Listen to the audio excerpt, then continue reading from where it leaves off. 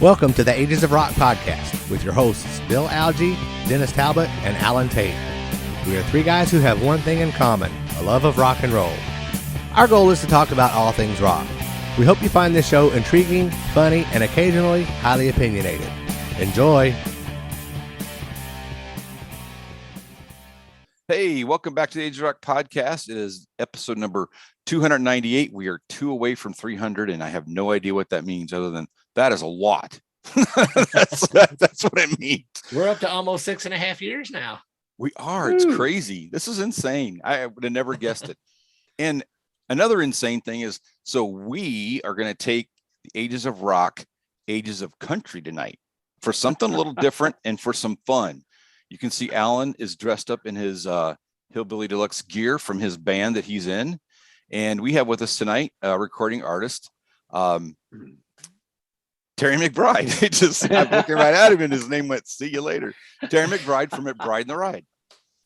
Hey guys, how you doing, man? Bill, hey Alan. I hope a lot of your listeners didn't just hit the mute button when you say country tonight, but yeah, I'm a rock fan. I grew up in Texas and was exposed to a lot of great music, including big time blues down in Austin and R&B with the guy Delbert McClinton. I toured and played bass with him back in the '80s. He's a badass and still is at 80 years old. But so yeah, I'm a country guy by heart. That's kind of what I still do. Write a lot of country music over the years and out touring still today and recording, which is how you guys sort of happened upon me, I guess. Maybe saw something about Peter Frampton's studio and thought you might want to know more about that, I guess, huh? Yeah, so I was just kind of trolling around on Facebook one day, and I had seen one of your Facebook posts, and I don't know how I wasn't following you at the time. I don't know how it popped up, but it popped up, and probably because I follow some other folks, and I'm like, man, I remember that guy. I enjoyed going to shows and stuff like that. Wow. So I started following you, and that's kind of how we kind of got connected. But I just want to tell you a couple things. So it's interesting. When I reached out to you, I told you about a local venue that we have here not very far from me, which is the Little Nashville Opry, which is a little bitty, not a very big place, old church pews kind of thing as well, for seats that were horrible, by the way. They were very painful to sit in. But it was a cool venue. And it brought a lot of the, late 80s, early 90s, acts where everybody went through here. It was amazing the amount of people you would see, and who you would see starting out, and then you wouldn't see them again because they were out playing big places, and then you would see people at the other end that were coming back through that were just like, I'm done with touring and being out on the road for 200 days a year. I'm going to go do some shows and one-offs and stuff like that, which is kind of cool. But you and I met at a couple of those shows. I think that my wife and I went to, I don't know how many. I mean, really, honest to God, I probably think we saw probably every show you guys did there. And it was funny. You guys were always really nice. That's the thing that's really interesting about country, meeting country artists. I know Alan's probably had the same experience. I think he's met a few people too, is rock guys, for the most part, when they're touring or whatever, it is, you standoffish, you can't get to them. It's just difficult. But the country folks, the entire time, every time we ever met anybody, it was easy. I mean, hang out by the tour bus, no big deal, and it was, you'd sign after the show or whatever. But one time we were Lisa and I were in Nashville, Tennessee. We were having dinner at Houston's and in Nashville. And I love that restaurant. Yeah, we were at a booth. I was facing her, and you were sitting on the other side with your wife and I think your daughter maybe at the time. Oh yeah, right. I have 3 girls, so it could have been any period of girls. Yeah. Wow. Yeah, so did we speak that night, didn't we? We did not speak that night. We spoke later. We spoke at the show because I saw you about a month later. Yeah. Oh, I thought maybe we had said something on the way in or out there. Oh, that is wild. Yeah, I love that restaurant. Yeah. It's not there anymore, but yeah, it's not. So I didn't say anything at the show, at the thing, because I always was like, anytime I'd see anybody out like that, because when we go to Nashville, I'm like, I'm not going to bother people because they're with their families. That's their downtime, whatever. So we saw you a couple weeks, a month or so later here at the Little Opry, and after the show was over, I just went up to you go at the table sign, and I said, "So do you eat at Houston's often?" And you go, "How do you know about Houston's?" And so I told you the deal, and you were very nice. You said, "Hey, if why didn't you say anything?" And I'm like, "You're with your family, and no big deal." Yeah. But it was cool. You were very gracious, and I really appreciate that. So thanks a lot, wow, man. that's cool, man. Well, that's good. I love that little Nashville, the Opry there. I remember it well. Now, did the original building burn or something? Yeah, the original building burned, and yeah. there's a lot of stuff about how that burned. So, Oh, too bad. Yeah. But now it's up and running again, right, under a different building. And yeah, there's that called the Brown County Music Center. Beautiful venue. Really, wow. probably, I think it's 2,000-ish people. Whoa. I think that's what it holds. Maybe wow, 1,500 to 2,000. Really nice, brand new. It's been open probably 2 years now. First year it was open was in 2019, and with COVID, it just, it didn't have they only did like 3 shows. So bad timing. Yeah, bad timing. Dang.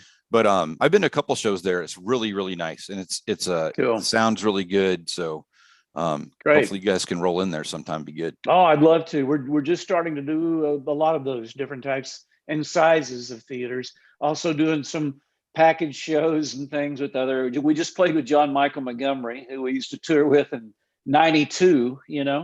So that was cool. He still sounded really good. Great crowd. So these fans, this '90s stuff is still out there, and heck, we like it. The guys are still all the original band, McBride and the Ride.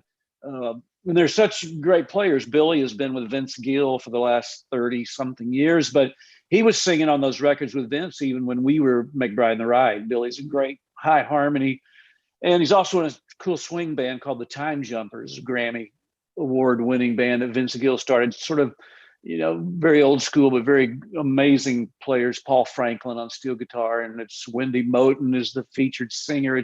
It's impressive, And then Ray, our guitar player, has been playing and recording with Lyle Lovett since 1983. And he also runs a successful venue out in Scottsdale, Arizona, where he plays 3 or 4 nights a week. His brothers, they have a band. They bring music in. He's a talented guy. I'm the guy that had to rehearse. I had to learn to play bass again. So, but it's been fun, man. I need a project. We all do. So it's been a lot of fun. I feel there. I had to learn to play bass again too, because I'd switched from bass back to drums. Oh no! Well, at least you're keeping it in the rhythm section there, Alan. That's good. That's been my entire life. My first instrument was trombone. Oh wow! I tried to play trombone. I sucked. My dad was so disappointed. It's kind of, I don't think but the only instrument I really actually ever played, and I would not call it mastered, but actually played and performed, was an upright bass when I was in orchestra in grade school. Wow. But I lugged that sucker home. I lugged that sucker home after school, walking with that thing. Wow. That's a commitment there. That's a commitment. So now all I do is I buy guitars periodically and hang them on my wall. Not a player. I got no skills, man. Oh man. Well, that's fine. Leave room for a couple of us other people that are still trying to find their way. Yeah, no issue at all there. So I picked up on the thing for Peter Frampton. So let's talk about that a little bit. What's going on? How did you end up with Peter in Peter's studio, I guess? Yeah, I don't know. Really, it's just Nashville and knowing people who know people, it's that sort of thing. I moved up here in '91 from Austin, Texas, is where I grew up and where I was living. And our very first album, we had an engineer, Chuck Ainley. And Chuck is a world-class engineer. He's works with Mark Knopfler a lot, Dire Straits. He produces and engineers George Strait. Is a country act. His resume is unbelievable. I mean, he's one of the top, probably 10, Grammy award-winning albums, sounds of the year. Engineering. He's that quality and caliber of a person. And he has this friendship and relationship with Peter, and can also take projects there that he likes to work with, solely. And that's how we got in the door. We worked with Chuck back in 1990, and now we've got him working with him again all these years later. It's been so much fun. But he had the idea, why don't you come and record Peter has this great studio, which it's an older studio. It's been around for a long, long time. He took ownership of it a while back and has done some cool things. And it was a great experience. Some cool stuff going on in there, some interesting gear and things. And it was a lot of fun. Cool. So you guys did 3 songs in there? Is that right? Or Yeah. Cut 3 sides. We were there for about 10 hours all day. And then I went back last week and sang the lead vocal on those 3. We comped a couple. We put a track or 2 together, the first couple songs. Then I had to sing this sort of rangy ballad from start. I didn't have any good vocal. My voice was tired, you could tell. Tried to sing a few passes in between tracking these songs, but it was too much by the end of the day. And last week was a lot anyway. We rehearsed, pre-production. We had 3 shows on the road. It was a lot. We get together, we talk and laugh a lot. Oh, it's end of the day, we're tired. My voice was tired, I'll tell you that. Yeah, and you're not 30 anymore. Yeah, good point. Bill, you're exactly right. I have to remind myself every now and then. I've got to kind of pace it a little bit better. We took on way too much last week. Excited about what we're doing, but we should have paced it out a little bit further with just some rest in between. We've done that a couple times. I managed to get through it, but it just wasn't by the end of the run, having to really work and overthink what I should normally be enjoying. It wasn't that much fun when you're struggling a little bit, Yeah. So how was the show at 3rd and Lindsay? It looked like I saw some video of that. It looked pretty cool. Oh, it was great. We had full house there. That was so fun. A lot of old friends. Our old producer, Tony Brown, who used to be the head of MCA when he signed us and produced records for Steve Earle and Lyle Lovett and Vince Gill and George Strait and Reba McEntire. And man, his list is almost endless. It's unbelievable what he's accomplished in his career. He came out and introduced the band, and it was just a room full of friends. And then those fans that drove in from everywhere. I bet you 50% of the house, maybe 75, were from out of town. I was thinking about it on Wednesday. I was that close. I was like, "Oh man, you would have enjoyed it." Just I feel good. We have our original steel guitar player too, Gary Morse, who was with us back in the '90s, and Gary's gone on to play with Dwight Yoakam, Brooks and Dunn for the last 15 years. But he's also was in Highway 101 when we met him, a cool band from the West Coast. I got to do sound for Highway 101. Oh, those guys, we love those guys. We toured with those guys a lot. And then we stole their steel guitar player while we were on tour with them. We were opening for them, but we had our first little hit. We convinced Gary to come go with us, but he's phenomenal. He just recorded with us in the studio. Enjoy having him along with all we're doing. And we have to share him with Brooks and Dunn a little bit, but we have another great player that fills in when he can't do all the dates that we have. But we're fortunate here in Nashville, some world-class players just living just down the road, Let me clarify. I said I ran sound. I did the monitor mix for Highway 101. Alan, I'm glad you cleared that up. I better clear that up, because if the guy that hired me hears me misquote that, he might come and beat me up or something. Highway 101 finds out about that. You're in big trouble, Alan. It was a local thing here. That'll be the thing that gets this podcast in trouble. That thing. None of the other stuff that's ever happened on here. So they've come looking for him. They think they said they overpaid you that night. Yeah, that's what's really got they hired me, so they did overpay me. Yep, that's how it usually works. So tell us, since you're a country musician, tell us a little bit about your musical influences and what led you in that direction. Well, I grew up in a small town outside of Austin called it's called Lampasas. It's a little ranching community. A lot of my friends grew up on ranches, and that's what I did a lot when I was young, hanging out with them and spending the weekends and weeks herding cattle and stuff. So much fun. But my dad was a musician. We lived in town on a little dead end street next to my grandparents, my father's mother and father.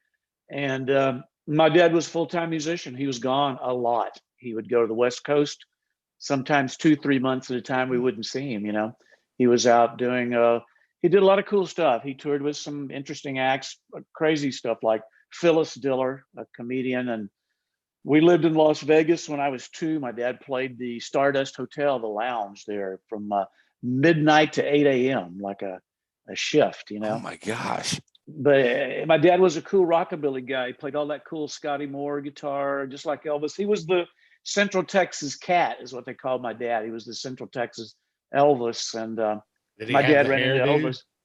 Oh, he did. He had a great look, tall. He was like 6 foot, but he was a very accomplished musician, very strong guitar player, wonderful singer, really talented. And he had brushes with greatness and moments of stardom. And he had a bunch of charted records. He was on labels, and William Morris booked him. He was doing everything a guy can do. You know, I mean, we had our own tour bus. We had a cool recording studio where wonderful musicians from Austin were coming in and recording. And that's how I met all of my connections in Austin. Reese Winan, the keyboard player who was in Double Trouble with Stevie Ray, he was sort of our keyboard player in our studio. And if we were cutting a jingle or a project or whatever, then I got to play on some of the sessions because my dad's running the studio, and I was, you know, playing full time from a freshman on. I was in a full-time band and playing the studio, you know, getting ready to go on the road with my dad out of high school. So Reese introduced me to that whole Austin community, people like Leroy Parnell and Delbert McClinton. And we put bands together and, you know, did some wonderful stuff with amazing musicians. It really made me step up my level of playing. These guys were, you know, Reese is like a world-class musician. He's now with Joe Bonamassa. He's always had a great gig and been very respected over the years. So I was exposed to some good stuff there early on through my dad. Getting back to your question, Alan, influenced heavily by my father because, you know, like a lot of kids, I looked up to my dad so much. You know, I wanted to be just like him. And being just like him meant playing guitar, you know. So when I was 9, I bugged him enough to where my 9th birthday, he gave me a guitar, and it was a cheap little guitar he bought in Mexico. And man, the action was so high. I don't know if it was a test or if, you know, he was a strong, big guy. It was brutal.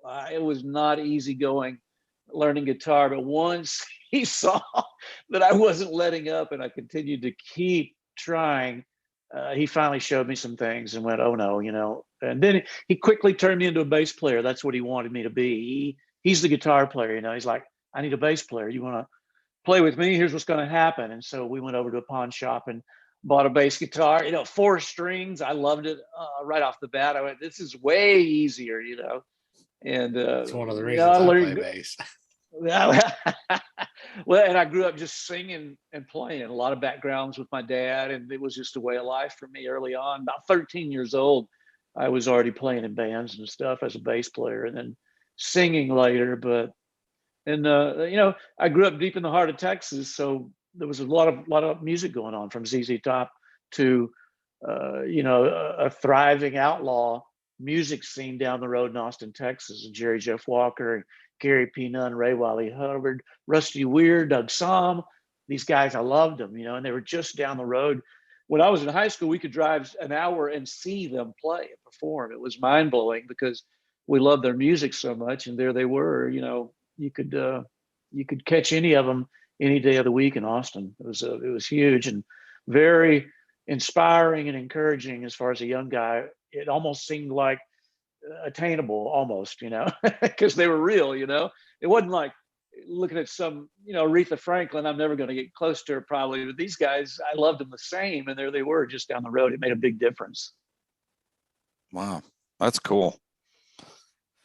So when you joined with Ray and Billy, was that really the beginning of your professional career, or was that, I mean, as in getting signed and that kind of stuff, or were you signed before that? No, I'd never had a record deal prior to that. No publishing deal. I literally went from singing bass player to, I was writing songs. I was making trips to Nashville, and, you know, getting turned down, and it was tough. It was a humbling experience. I was living out in Lubbock for a while, playing in cool bands out there, making some cool demos, and had, you know, good pieces and parts of songs, but no one great song, you know. And Nashville is built on a lot of great songs. They don't need a lot of good, average, okay songs, So when you roll into town, if you aren't prepared, it can be humbling. And I had to learn from that. Then for me, fortunately, I auditioned for a band, Bill Carter and the Blame, and he was going out and opening for Stevie Ray. That's my connection with Stevie Ray Vaughn. Bill Carter and his wife, Ruth Ellsworth, wrote Crossfire with the band. Willie the Wimp and his Cadillac Coffin. They were also getting songs recorded by the Fabulous Thunderbirds. Why Get Up? Cool songs. So I auditioned, I got the gig, and off we went, touring with Stevie Ray Vaughn all the way to New York, the Bottom Line and back. And so while we were out on that tour, I played them some of my homemade country demos, and they went, "Man, we love this. Let's get together and start writing when we get off this tour." And that's exactly what we did. And we cut some demos, went to Nashville with those songs and those cool demos, and got signed to MCA on the strength of the songs. Also, Bill and Ruth were very cool. People were very interested in them. And then when they heard our songs, fortunately, they ended up being interested in me as well. That was the beginning with MCA. But our producer, Bill, knew Billy Thomas, and he knew Ray Herndon, the guys from McBride and Wright. He put the band together. I was signed as a solo artist first. And then Tony Brown came to me and said, "Man, we need a band for the label. MCA has this band called the Desert Rose Band with Chris Hillman." And it's like, they're done. They're not going to record. They're done. And we need a band. So think about it. You're a band guy. We'll build the band around you. You'll write the songs, whatever. He pitched it pretty hard, but I could see it, and it beat, playing for, $60 a night in Austin like I'd been doing. My starving musician phase went on way longer than I thought it was going to. I was struggling into my late 20s, and playing cool gigs, mind you. Delbert, we were on tour with Huey Lewis, John Fogerty. It was the best of the best, but I didn't just want to be a bass player anymore. I really wanted to create music. So I had to quit that band, which was hard for me to do. Really had nothing to go to.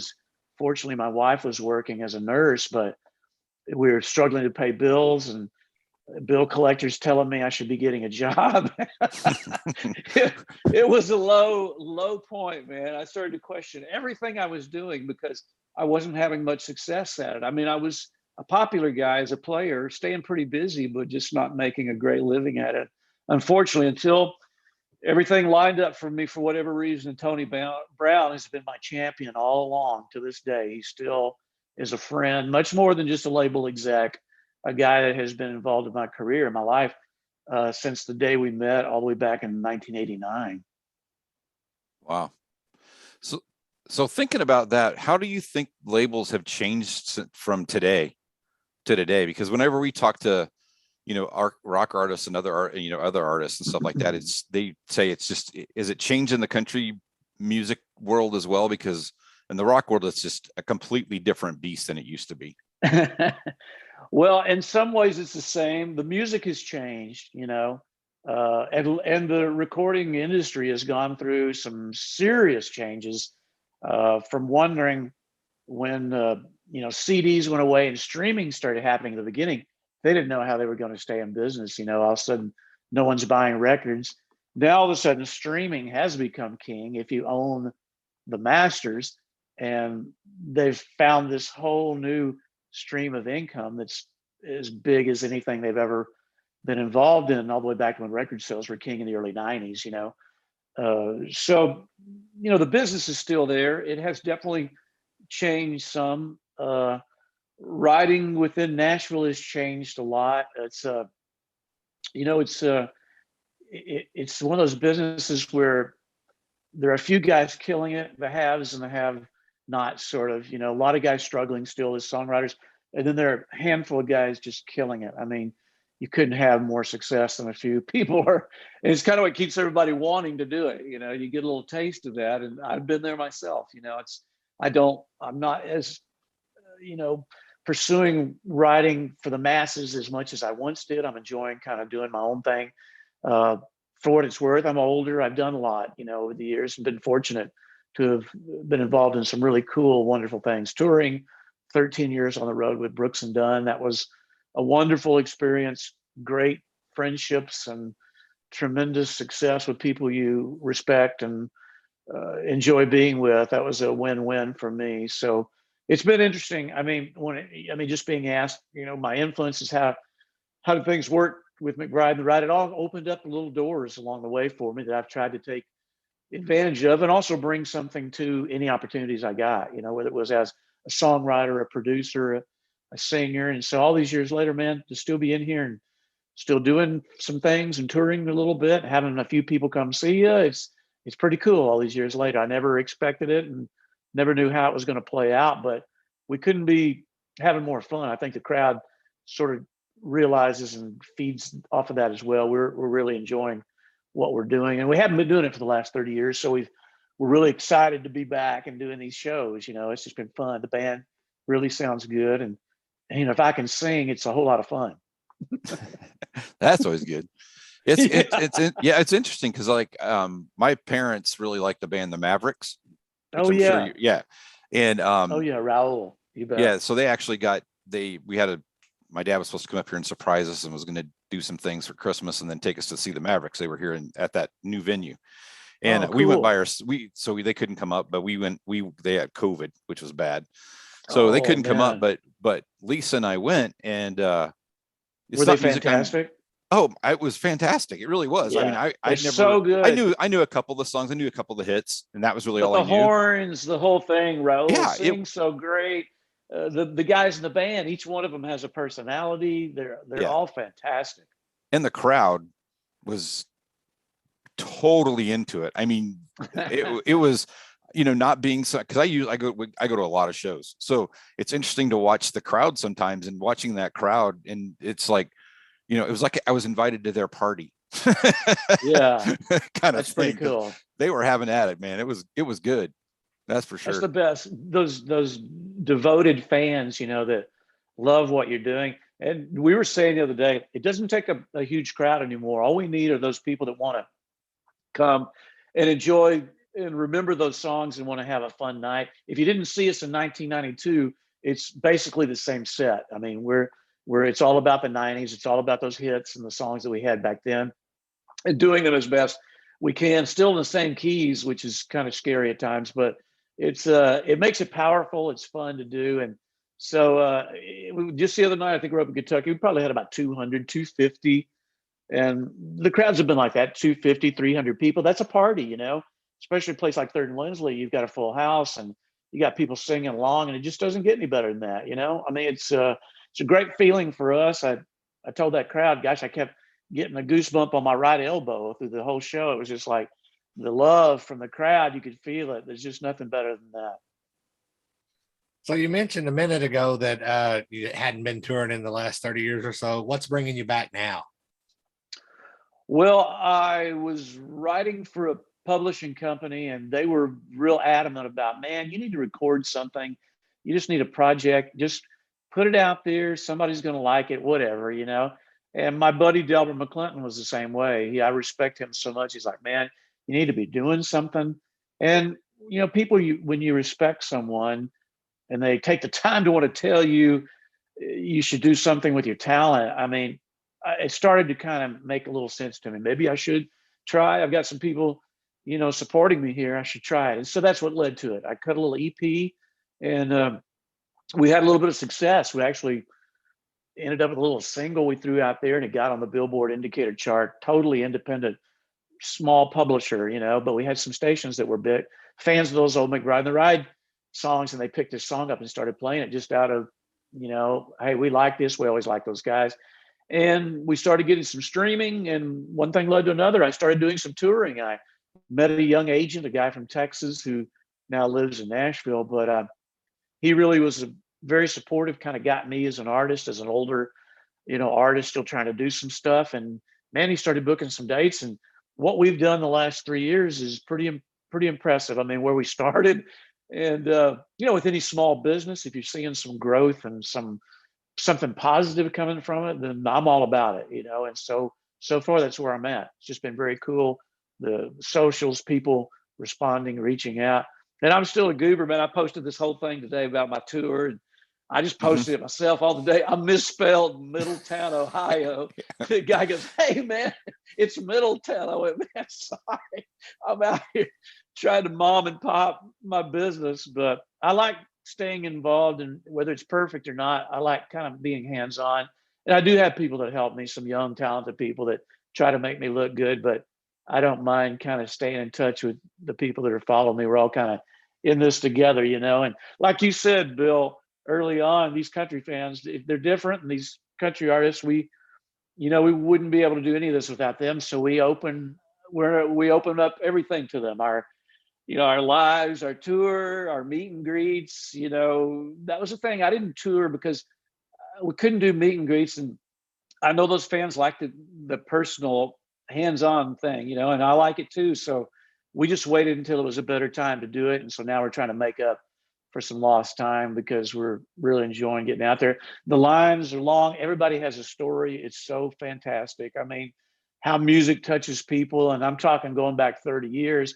Mm-hmm. My husband and he was stationed at the Marines, and your music got us through that whole first year of marriage. And man, it just doesn't get any better than that people want to share that, but they're just so moved 30 years later by some song we cut way back in 1992, but it's a beautiful thing. It really is. I like it.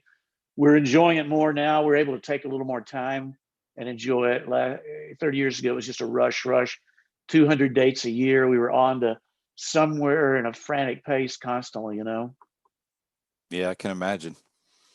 Yeah, it's got to be better today from that perspective. Had to get to that little Opry in Indiana. That's where we were headed. Dang it. Yeah, yeah, it's kind of funny. That place was really interesting from the fact that, and you probably don't know this, but how they used to do the tickets where they had an A and a B. So they would put out part of the season on a Saturday. So you would get like 18 shows, 19 shows they would come out on a Saturday. You had to go up, wow. You had to get in line. You had to buy tickets. They were, you didn't have any of the stuff we have now, right? Of course not. You had to stand in line, and you could only get 2 tickets. So if you wanted 4, you had to go back and get in line again. No. It was, yeah. And you would never sit together, right? If you were with somebody else. Yeah. I mean, you were always, of course not. And then like 2 weeks later, they put on the B side. Well, what would happen was they did it to where it wasn't like the A side was like, I'm going to make this up. It wasn't like May through June. It was the first and second week of May. And then the B side was the third and fourth. Crazy. So it was a really good marketing plan, to be honest, because it made you go and get the tickets the one time. And then you really had to think and come back. Do I want to go back again? And then you'd go back again, and then you would buy the tickets that you didn't get the first time as well. So it really worked out pretty good. It was a really pretty cool. Good marketing. I know they were very successful. I mean, I remember our very first stop there. I mean, heck, you were probably there at that show. It was an exciting time. We were just we'd been out on tour with the Judds. That's how far back we go. We had the same manager, and they were doing their farewell tour, but they were playing those huge sheds, So they threw us out there as the opening act. We had one single that tanked at radio, and that's all we had. So we had to work up a show, man, to win these people over. Most of them are just looking for their seats, and none of them there to see us, But man, we would work and win and made some fans out of that, and played the band shell at the Minnesota State Fair, 5 shows a day for free. Yeah, Minnesota State Fair. We do these 5 little mini shows all day. And I'll tell you what, I still have people to this day go, man, we saw you at the Minnesota State Fair at the band shell, best show, best band, just the sweetest, kindest fans 30 years later still remembering those shows. Michael Johnson was the opening act for us for those shows. Oh, Bluer Than Blue. Yeah. Remember? Yeah. Oh man, he opened the show every day solo, just he and his guitar. He was wonderful, man. He was fantastic. Wow. Of all the shows that I saw at that venue, I'll never forget. We saw Brian White there. Oh, and it was whenever he first started, and he had those first 2 or 3 singles that were just off the rails. Taken off. Yeah. You couldn't get it. It was packed. It was sold out, and it was actually that venue. Little girls. Oh my God, the screaming and the squealing, and It was really unbelievable. I'm like, you couldn't hear a note, you Yeah. couldn't hear a word he said, couldn't hear a note he sang Wow. for Yeah. an hour and 20 minutes. It was complete noise. Yeah. He was the little heartthrob. He was a and heartthrob, man. It was, yeah. he It had was, those cool Skip Ewing songs like Rebecca Lynn and yep. I forget. He had a couple of those. They were huge. All the little girls loved him back then. Yep. He's still out there playing and singing some. Is he really? That's cool. Yeah, he does a lot of solo stuff. It seems like acoustic, maybe one other guy with him, kind of thing. But yeah, he's grown up now. It's funny. He's a full-grown guy. So, what are your thoughts about country music today, and just in what you're hearing on the radio and that kind of stuff? It's because you made a comment earlier. It's changed quite a bit again. So, oh yeah, it just feels like it kind of ebb and flows, but.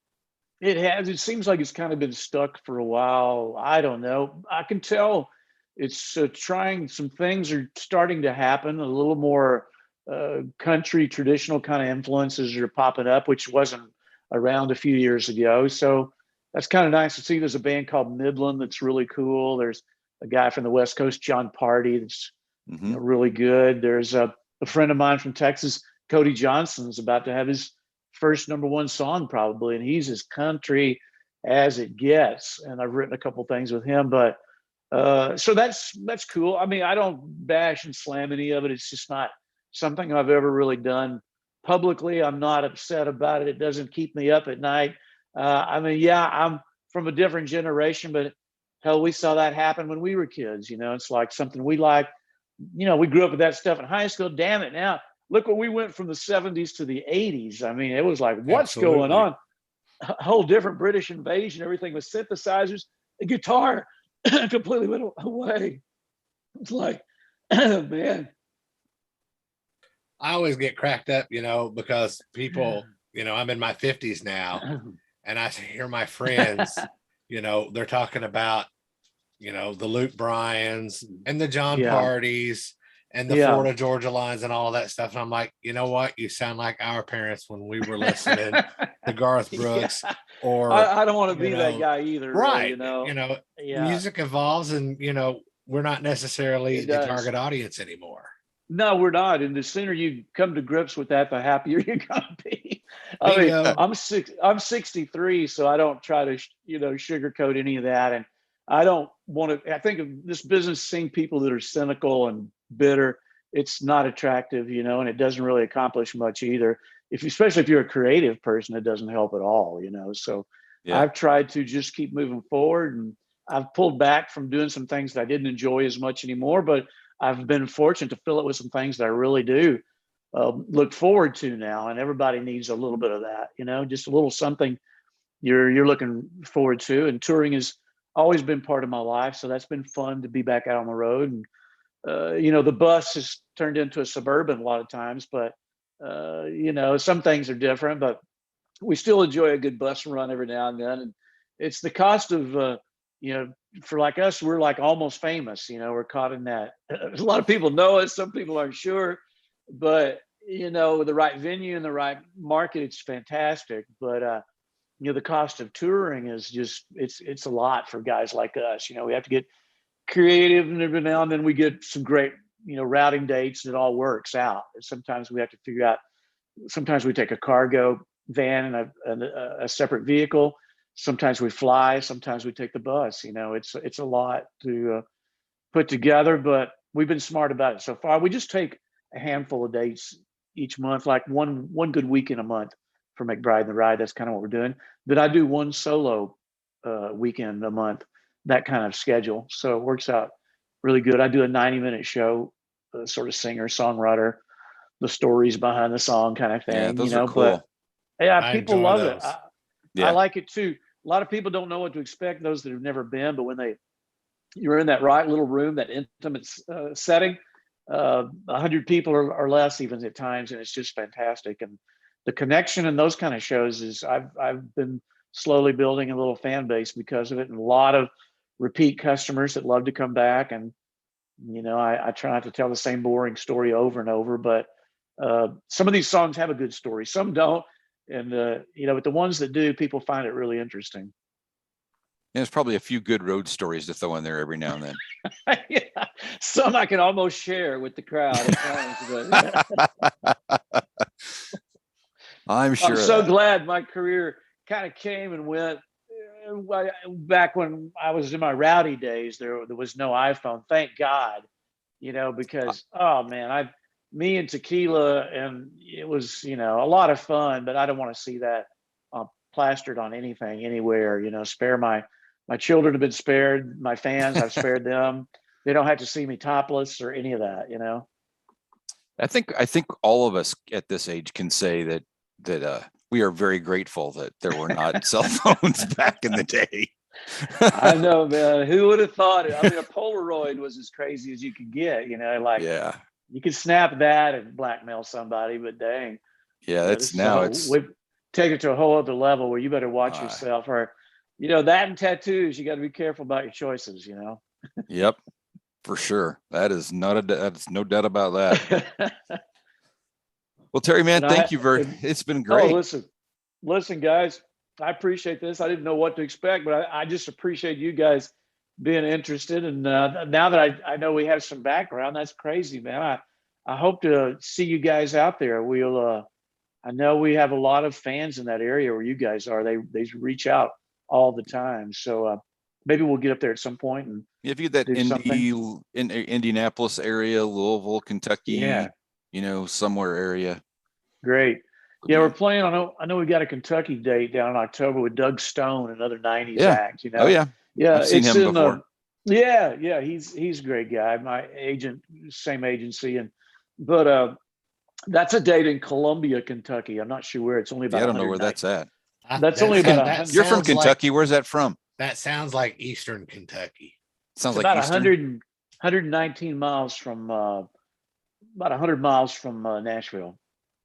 Oh, that's what it says. Well, that won't be too awful. That's not too bad. Must be southern. It depends on how far east in could be southern southeast, Kentucky it is. Yeah, it's probably southeast. It's an annual festival called Downtown Days. It's like their annual festival type street thing, I think. But those are always fun. Big old crowds, But yeah, we're out there, man. Love to see you guys. Thanks for having me, and all the best to you, man. Well, tell our listeners and our viewers where they can find your website, your social media, all of that fun stuff.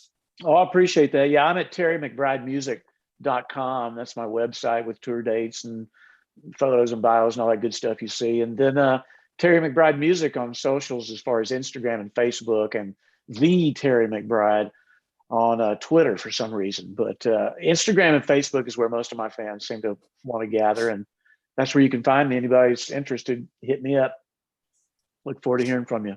All right. Well, give me a minute to take us out of here and hang tight. Don't hang up yet. Okay. Y'all visit us on agesofrock.com. Check out our social media and past episodes. And until next time, peace out.